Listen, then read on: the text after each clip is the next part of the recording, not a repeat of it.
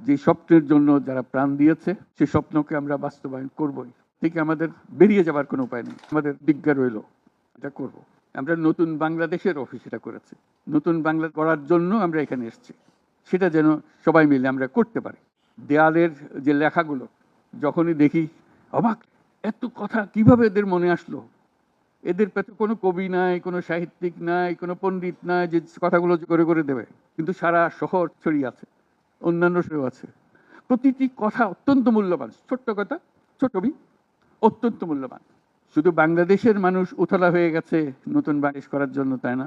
আমাদের যত বাংলাদেশি সারা দুনিয়া জুড়ে আছে, তোমরা একটু আগে বলেছো তাদের কথা, তারা সবাই বলছে যে আমরা আসতে চাই, আমরা এই নতুন বাস্তবায়নে শরিক হতে চাই। কাজে তারা, তোমরা যে ঢেউ উঠিয়েছো শুধু এখানকার মনে না, সারা দুনিয়ার বাংলাদেশিদের মনে এই ঢেউ উঠিয়েছো, তারাও যোগ দিতে চায়। যারা বাংলাদেশি নয়, অন্যান্য দেশের তরুণরা, তারা বলছে আমরাও দেখতে চাই, কারণ আমাদের দেশেও এরকম দরকার। কাজে এটা কোনো সীমাবদ্ধ নয় যে বাংলাদেশের মনের মধ্যে তোমরা প্রচন্ড ঢেউ জাগিয়ে দিয়েছো, প্রচন্ড স্বপ্ন জাগিয়ে দিয়েছো।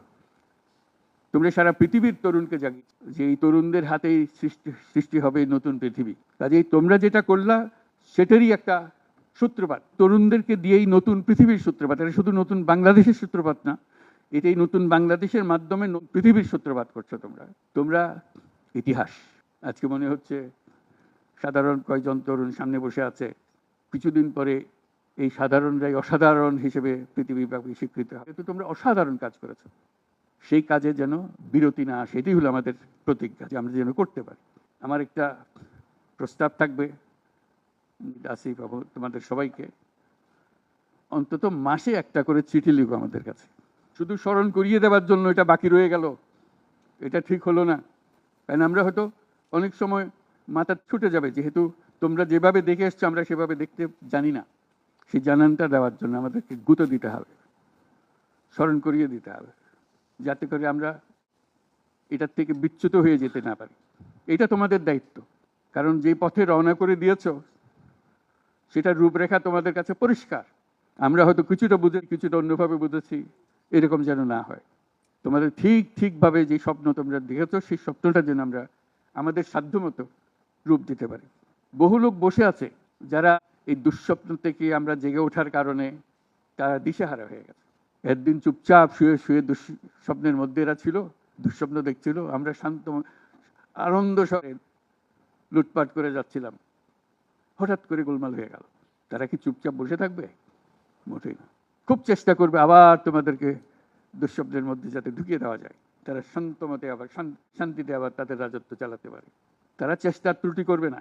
কাজে যে কাজ শুরু করেছো এই কাজ সমাপ্ত না হওয়া পর্যন্ত এর থেকে বেরিয়ে যেও না। বাংলাদেশের জন্ম থেকে আজ পর্যন্ত এই সুযোগ আর আসে নাই, যে সুযোগ তোমরা আমাদের হাতে তুলে দেবে।